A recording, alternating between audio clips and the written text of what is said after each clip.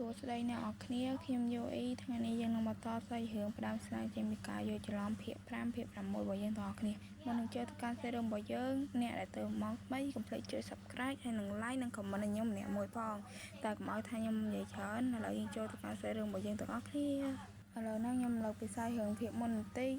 ដោយយើងបានដឹងហើយថាលោកបានបែកគ្នាមួយ Stacy របស់យើងហើយយើងក៏បានដឹងដែរថា Ingrid របស់យើងបានដឹងហើយថាលោកបានតាមដានគាត់ហើយឥឡូវនេះយើងក៏បានឃើញមានហាងកាហ្វេមួយកន្លែងហើយក៏មានភ្ញៀវ2នាក់បានកំងភីហ្សាហើយនឹងស្រាបៀរហ្នឹង2កែវទៅកាន់លោករបស់យើងហើយអ្នកកំងហ្នឹងក៏គ្មានណាគេក្រៅពីមិត្តភ័ក្តិរបស់លោកយើងដែរហើយមិត្តភ័ក្តិរបស់លោកបាននិយាយទៅកាន់លោកថាអូកន្លែងនេះមើលទៅអស្ចារ្យខ្លាំងណាស់ហើយគាត់ក៏បាននិយាយទៀតថាអ្នកឯងអង្គុយសិនមកព្រោះឥឡូវហ្នឹងវាលែងមានភ្ញៀវចូលទៀតហើយមិត្តភ័ក្តិលោកម្នាក់ដែលសក់វែងហ្នឹងក៏បាននិយាយថាហ្នឹងហើយឥឡូវវាអស់ភ្ញៀវហើយអ្នកអង្គុយចុះសិនមកហើយមិត្តភ័ក្តិរបស់លោកបាននិយាយថាការងារឡើយនេះមើលទៅផាសុខភាពខ្លាំងណាស់មើលទៅឡើយនេះដូចជាគ្មានសូវមានមនុស្សចូលសោះហើយលោកបាននិយាយថាបើអ្នកឯងមកចំពេលនេះវាមិនសូវមានទេបើអ្នកឯងមកចំមកពេលក្រោយប្រកាសណាអ្នកឯងនឹងមានមនុស្សច្រើនហើយមិត្តភ័ក្តិរបស់លោកបាននិយាយថាមែនហើយវាមិនរំខានទេតែឥឡូវមិនបានអ្នកឯងត្រូវមកស្អីបើអ្នកឯងបណ្ដេញចេញពីផ្ទះចឹងអ្នកឯងគួរតែសុំទោសគាត់ហើយលោកបាននិយាយថាមើលទៅអ្នកឯងដូចជានិយាយនៅចិត្តខ្ញុំពេកហើយមិត្តភ័ក្តិលោកក៏បានសុំទោសលោកទៅហើយលោកបានសួរទៅកាន់មិត្តភ័ក្តិទាំងពីររបស់គាត់ថាជាតើថ្ងៃហ្នឹងណែមានម៉ោងរៀនអីអត់ហើយមិត្តភ័ក្តិរបស់គាត់ម្នាក់មួយសក់ខ្មៅហ្នឹងគាត់បាននិយាយថាថ្ងៃហ្នឹងខ្ញុំអត់មានម៉ោងរៀនអីទេព្រោះស្អីវាត្រូវបានលុបចោលហើយតែណាអីតែមិត្តភ័ក្តិរបស់លោកយើងមួយសក់ពលឿងអីគឺគាត់នៅតែនិយាយថាអ្នកឯងត្រូវទៅសុំទោស Stacy អ្នកឯងត្រូវទៅសុំទោស Stacy ហើយលោកមើលចិត្តខ្លាំងមែនតើហើយលោកថាអរគុណហើយសម្រាប់ការប្រាប់ខ្ញុំពេលនេះមិត្តភ័ក្តិលោកបានសួរលោកវិញគាត់ថាតើហេតុអីបានជាលោកយើងហ្នឹងបែកគ្នាមួយមិត្តស្រីរបស់គាត់ហើយហេតុអីមិនព្រមសុំទោសនាងទៅហើយមិត្តភ័ក្តិរបស់គាត់បាននិយាយទៀតថាគាត់នឹងប្រកាសថា Stacy នឹងលើកលែងទោសឲ្យគាត់ហើយមិត្តភ័ក្តិរបស់លោកបាននិយាយថែមទៀតថាហើយណាមួយក៏ណែឥឡូវហ្នឹងក៏គ្មានផ្ទះនៅដែរបើសិនណែទៅញញ Stacy ណែដូចជារំលោភសិទ្ធិកិច្ចសន្យារបស់ម្ចាស់ផ្ទះហើយលោកបានលើចឹងព្រាមគាត់មើលចិត្តខ្លាំងមែនតើហើយគាត់បាននិយាយថាមិត្តភ័ក្តិរបស់គាត់ថាទេលើកនេះខ្ញុំបែកគ្នាមួយ Stacy មែនតើហើយក៏គ្មានផ្លូវត្រឡប់ទៅរក Stacy វិញដូចគ្នាមិត្តភ័ក្តិរបស់លោកគាត់នៅលើចឹងព្រាមគាត់មានការនិយាយទៅកាន់លោកថាគណៈណៃនឹងធ្លាប់ប្រាប់ខ្ញុំថា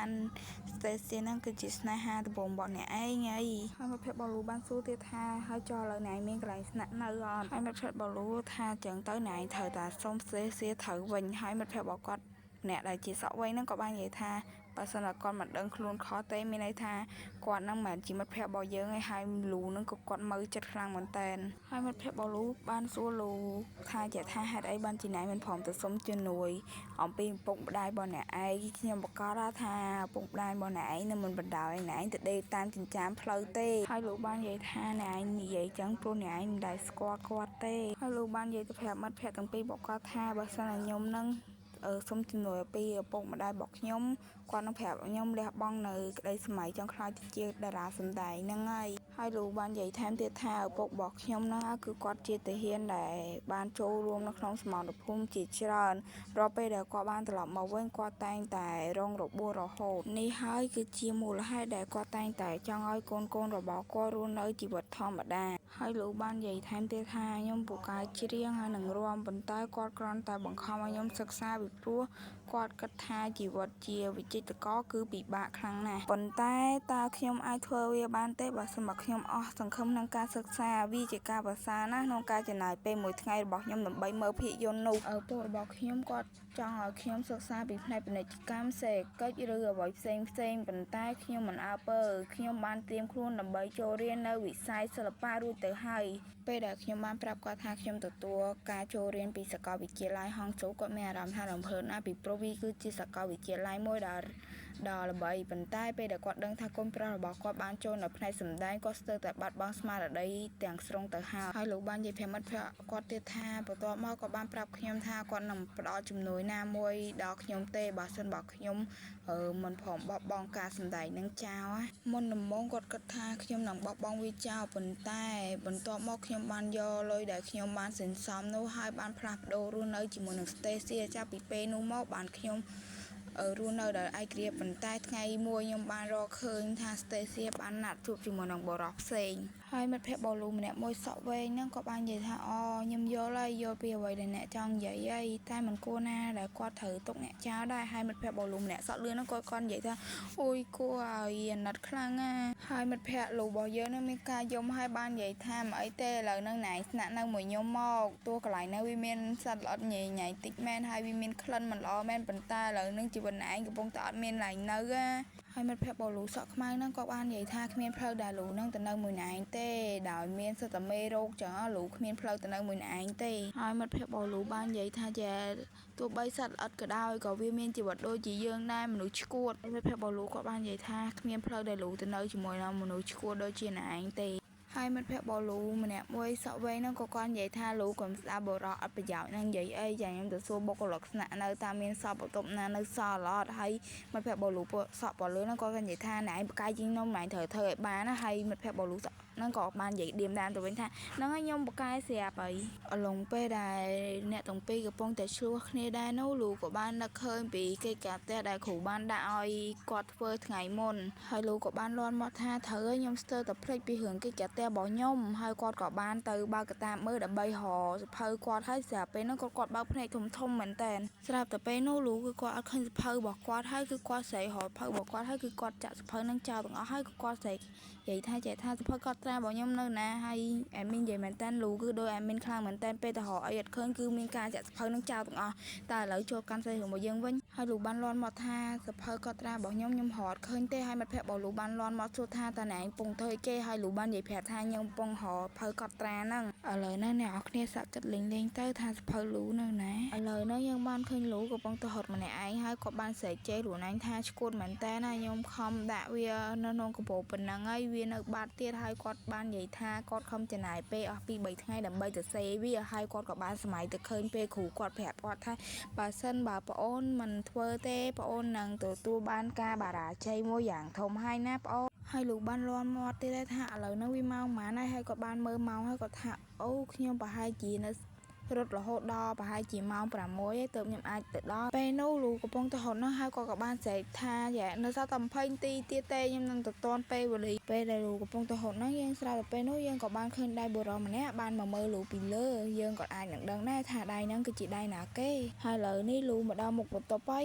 គាត់ក៏រៀបបើកទ្វារគាត់បានគិតថាប្រហែលជាវានៅក្នុងហ្នឹងហើយពេលដែលលូគិតហើយគាត់ក៏បានបើកទ្វារដើម្បីដើរចូលពេលដែលបើកទៅចូលទៅដល់ក៏បាននឹងជួបនឹងអេងក្រូរបស់យើងហើយពេលដែលនេះគឺក៏បានឈរមើលបងគេមិនបន្តិចដែរហើយលូបានគិតក្នុងចិត្តថាហើយមិនបានខ្ញុំមកជួបគាត់ចឹងហើយគាត់ក៏បានថាតែចាំបន្តិចវាជាសភៅកត់ត្រារបស់ខ្ញុំបងនោះគេឃើញអូនគេមើលមកក៏ងាកទៅដៀងភ្នែកមើលអូនហើយក៏ឈ្នាសោយដាក់អូនគេបន្តិចដែរអូននោះពេលឃើញចឹងទៅក៏ស្រែកសួរបងគេថាហេតុអីបានជាអ្នកឯងអានសភៅខ្ញុំបើវាមិនមែនជារបស់អ្នកឯងផងហ្នឹងហើយក៏បានជេរបងគេថាមនុស្សល្ងងហើយបានថាឈ្មោះខ្ញុំនៅហ្នឹងហើយនឹងទូលេខទូរស័ព្ទរបស់ខ្ញុំនៅហ្នឹងមិនបានជាអ្នកឯងហ្នឹងមិនព្រមខំមកខ្ញុំបងនោះឃើញអូនថាឲ្យក៏តបទៅវិញដែរថាចឹងមានន័យចឹងទៅខ្ញុំគឺជាអ្នកខំមែនទាំងតែសភៅហ្នឹងណែអ្នកធ្វើជ្រុះខ្លួនឯងហ្នឹងមាត់ហ្នឹងនិយាយចឹងឯងប៉ុន្តែក៏មើលទង្វើអត់ឲ្យអូនសោះអូននោះខំយកអត់បានហើយខំនិយាយទៀតថាឲ្យវាមកខ្ញុំមកខ្ញុំត្រូវយកវាទៅឲ្យគ្រូឥឡូវហ្នឹងហើយបងវិញគឺអត់ឲ្យទេនៅកវីកវត្តពេញហ្នឹងហើយបងនោះពេលគេឃើញទង្វើអូនទៅក៏គេនិយាយទៅកាន់អូនគេថាហ្នឹងមែនគឺជាគេកតែបអូនគេហើយគេថែមទាំងនិយាយទៀតថាអូនគេធ្វើបានល្អមើលទៅអូនគេដូចកូនក្មេងអញ្ចឹងអូននោះពេលឮអញ្ចឹងទៅគឺមានការមើលចិត្តជាងខ្លាំងហើយបានទៅស្រែកថាបងគេថាខ្ញុំខ្វល់ទេពីគំនិតរបស់អ្នកឯងឥឡូវហ្នឹងតែឲ្យខ្ញុំមកខ្ញុំខំទៅសេខ្ញុំនឹងយកឲ្យគ្រូឥឡូវនេះបងនោះក៏បាននិយាយទៅកាន់អូនគេថាគេថាអូវាពិតជាកិច្ចការផ្ទះដ៏លំបាករបស់អូនគេឲ្យមើលទៅហើយក៏គេបានទៅសុំទោសអូនគេដែរហើយលូនោះក៏គាត់ខឹងហើយមានការក្តាប់ដៃជាខ្លាំងហើយលូបានស្រែកថាបងគេហើយថាឲ្យវាមកខ្ញុំរួចមកអ៊ីងគ្រូបោកភ្នែកធំខ្លាំងមែនតើព្រោះពេលហ្នឹងលូហក់ទៅពីលើគាត់ដើម្បីទៅដើមយកសភៅហ្នឹងពេលដែលគេបានហើយគេនិយាយថាខ្ញុំយកបានហើយក៏ឈ្នះសោយហើយភ្ញាក់ខ្លួនឯងព្រោះពេលហ្នឹងកំពុងដេកលើគេហើយអ៊ីងគ្រូនោះគេនិយាយទៅកាន់អូនគេថាដូចជាមានក្តីសុខដល់ពេលដេកលើខ្ញុំអេដមីនគិតចឹងដែរតាលូហើយអ៊ីងគ្រូបានលាន់មាត់សួរទៀតថាលូរបស់យើងហ្នឹងគឺជាមនុស្សស្រឡាញ់ភេទដូចគ្នាមែន ហើយក៏បាននិយាយទៀតថាលូរបស់យើងហ្នឹងបានធ្វើបាបទៅកាន់គាត់ចឹងអូននោះឮបងនិយាយចឹងមិនសុខចិត្តក៏ស្រែកថាបងវិញថាណែកំពុងនិយាយគេណែមានដឹងថាខ្លួនឯងណែកំពុងនិយាយគេអត់ហើយលូបានស្រែកថាអេងគ្រូថាខ្ញុំមិនមែនជាមនុស្សដែលស្រឡាញ់ភេទដូចគ្នាទេណែឯងហ្នឹងហើយគឺជាមនុស្សដែលស្រឡាញ់ភេទដូចគ្នាហើយលូក៏បានជេរបងគេថាគឺជាមនុស្សឈួតខ្លាំងមែនតើបងនោះគេឮអូនគេជេរចឹងគាត់ឲ្យចៅវិញដែរគាត់ថាអូនគេគឺជាអ្នកតាមដានគាត់ហើយក៏គាត់បាននិយាយទៅកាន់អូនគេថាណែឯងគិតថាខ្ញុំអាចបានកាត់សម្គាល់នឹងអ្នកឯងមិនមែនរួចមកក៏បានចាប់កវិចគាត់អាវអូនគេឡើងហើយបាននិយាយថាណែឯងតាមដានខ្ញុំរហូតមកត្រូវអត់ខ្ញុំបានឃើញអ្នកនៅក្នុងបន្ទប់ទទួលអាហារនិងនៅក្នុងសាលាហើយនឹងនៅក្នុងបណ្ណាល័យធំហ្នឹងហើយហ្មងគេដឹងហើយទៅតាមដានគេនឹងនៅកណ្ដាលវាហើយទៅដល់បណ្ណាល័យហើយគេលក់នៅនឹងទៀតតាមដានគេដូចអត់តាមដានមកចូលសាច់រឿងវិញហើយគាត់បាននិយាយថែមទៀតថាហើយនឹងនៅតាមផ្លូវដែលខ្ញុំបានទៅហាត់ប្រាណរួចខ្ញុំក៏បានឃើញសភៅរបស់អ្នកឯងហើយខ្ញុំក៏បានរើសយកមកមើលហើយអ៊ីងគ្រូនោះគេបានថាអូនគេថាអូនគេនឹងដូចជាកូនឆ្កែអញ្ចឹងហើយអ៊ីងគ្រូបាននិយាយថែមទៀតថាអ្នកឯងខំព្យាយាមតាមដានខ្ញុំពេញមួយថ្ងៃត្រូវអត់អូននោះពេលគេចាប់បានហើយតាំងមកចេញកសោយឆ្កែដូចកូនឆ្កែមែនតើឡើងខ្ជូតហ្មងរូបនឹងខ្ជូតមែនតើណាពេលនោះលូក៏បានវាយដៃអ៊ីងគ្រូចេញរួចក៏បានស្រែកថាលូយើងថាជាមនុស្សឈួតខ្ញុំមិនមែនជាមនុស្សដែលស្រឡាញ់ភេទដូចគ្នាទេណែគិតខុសហើយស្រាប់ពេលនោះយើងបានឃើញមានមនុស្សមួយក្រុមបានដើរចូលមកក្នុងបន្ទប់ដែលលូនិងអ៊ីងគ្រូនៅជាមួយគ្នាហើយលូបានគិតម្នាក់ឯងថាយ៉ាងណាក៏ដោយក៏ខ្ញុំគ្មានចេតនាដើម្បីលួចមើលគាត់ដែរហើយគាត់បានគិតទៀតថាខ្ញុំអាចប្រាប់អ្នកបានទេថាមានអ្វីកើតឡើងចំពោះ Stacy នៅចំពោះមុខមនុស្សទាំងនេះគាត់ន័យយល់ទៅគាត់ចង់មានន័យថាគាត់នឹងអាចប្រាប់អ៊ីងគ្រូរបស់យើងបានថាគាត់មានរឿងអីជាមួយ Stacy ហើយព្រោះសារឥឡូវហ្នឹងវាមានមនុស្សច្រើនពេកស្រាប់តែពេលនោះអ៊ីងគ្រូរបស់យើងបានងើបបន្តិចហើយគាត់បានបោះហើយគាត់បាននិយាយថាណែទៅទៅហៅខ្ញុំគឺជាមនុស្សដែលស្រឡាញ់ភេទដូចគ្នាមែនអញ្ចឹងទៅណែគួរតែនៅឲ្យឆ្ងាយពីខ្ញុំបន្តិចទៅហើយអ៊ីងគ្រូបានសាច់ឲ្យលូហើយគាត់បាននិយាយថាណែកំពុងតែធ្វើឲ្យខ្ញុំនឹងជួបប្រទេសនឹងបទពិសោធន៍មួយដ៏អាម៉ាស់ហើយអ៊ីងគ្រូបាននិយាយថែមទៀតថាតើអ្នកចង់ដឹងអត់ថាខ្ញុំគឺជាមនុស្សដែលស្រឡាញ់ភេទដូចគ្នាមែនទេអត់អ៊ីងគ្រូបាននិយាយសកត់ធ្ងន់ទៅកាន់លូរបស់យើងថាបើដូច្នេះហើយអ្នកគួរតែនៅឲ្យឆ្ងាយពីខ្ញុំបន្តិចទៅហើយគាត់ក៏បានហៅឈ្មោះលូរបស់យើងដូចគ្នាហើយអ៊ីងគ្រូគេបាននិយាយទៅកាន់អូនគេថាយាយគេចូលចិត្តប្រភេទមនុស្សល្ងងដូចជ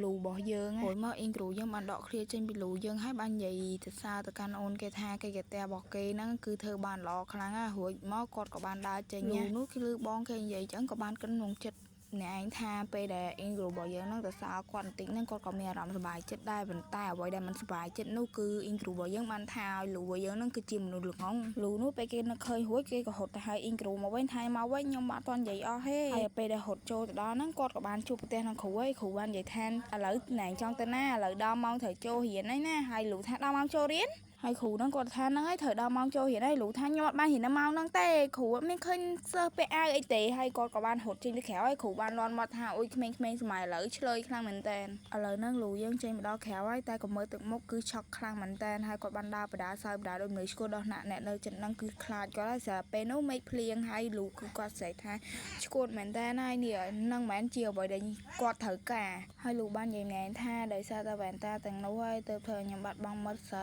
ីផ្ទះរបស់ខ្ញុំហើយនឹងត្រូវបានគេចោទប្រកាន់ថាពីបត់តាមដានគេហើយឥឡូវហ្នឹងតើខ្ញុំបរាជ័យឯងមែនហើយគាត់ក៏បាននិយាយថាខ្លួនឯងថាគាត់គឺជាមនុស្សអាក្រក់ខ្លាំងមែនតើលូកំពុងតែសែតផងស្រាប់តែពេលហ្នឹងមិត្តភក្តិគាត់បានឆាតមកប្រាប់គាត់ថានេះគឺជាលេខរបស់អ្នកទទួលការស្នាក់នៅហើយគាត់បាននិយាយថែមទៀតថាគាត់ទៅតែប្រាប់ខ្ញុំថាមានបន្ទប់ទនេដូច្នេះសូមអ្នក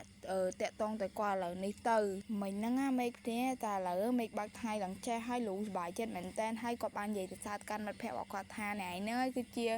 ាអ្នកជួយជីវិតរបស់ខ្ញុំឥឡូវហ្នឹងយើងបានឃើញលូយើងកំពុងតែជីចដាយន្តហើយឥឡូវហ្នឹងគាត់កំពុងតែជឿជាក់លើខ្លួនឯងដូចគ្នាគាត់បាននិយាយថាជាការប៉ុណ្ណាដោយពាក្យចាស់ពោលថាពពកនីមួយមានស្រទាប់ពណ៌ប្រាហើយលោកបានលើកទឹកចិត្តខ្លួនឯងថាថាស៊ូណាលោកអ្នកពិតជាធ្វើបានហើយលោកបាននិយាយអ្នកឯងទៀតថាជាខ្ញុំមិនអាចបោះបង់អនាគតខ្លួនឯងចោលដល់ងាយស្រួលបែបនេះទេហើយពេលហ្នឹងក៏ទ្វារយើងបានបើកដែរហើយលោកក៏បាននិយាយអ្នកឯងថាដំបូងពេលដែលខ្ញុំចូលទៅដល់ខ្ញុំនឹងមុជទឹកក្តៅរួចមកខ្ញុំនឹងចូលគេងហើយលោកបាននិយាយថែមទៀតថាបន្ទាប់មកខ្ញុំនឹងណែនាំ